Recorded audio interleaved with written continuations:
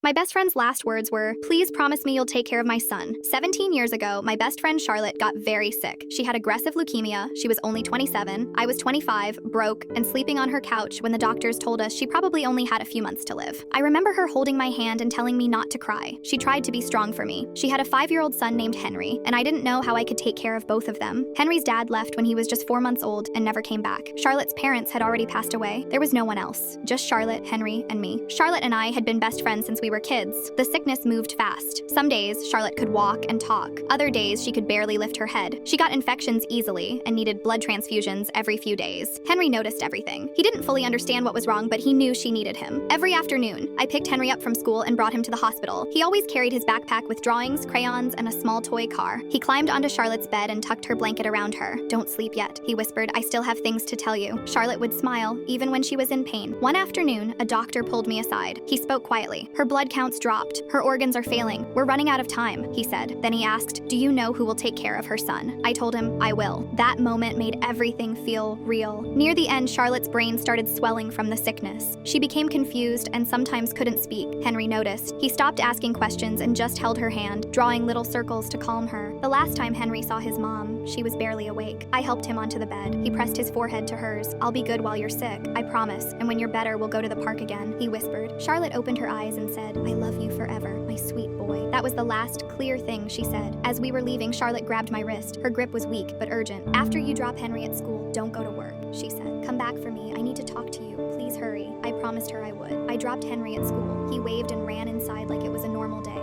I sat in my car shaking before driving back to the hospital. That would be the last morning Henry ever saw his mom. That evening, Charlotte asked me to stay after visiting hours. She held my hand and said, "I need you to take Henry." I told her I was scared. She whispered, "You already love him. That's enough." I promised her I would raise him. Charlotte died early Monday morning while Henry was at school. When I picked him up, he asked if Mommy was done being sick. I told him yes. He smiled and asked when we could see her. That question still haunts me. Years later, I met a man named Marcus. He loved Henry quietly and fully. He showed up every day. He played with him, helped with homework, and took him on walks. Marcus never tried to replace anyone. He just loved him. A few weeks ago, Henry asked us to sit down. He held a folder in his hands. He said, "You chose me when you didn't have to." Then he looked at Marcus and said, "You chose me too." He told us he wanted Marcus's last name added to his. Marcus didn't hesitate. He hugged Henry and said yes.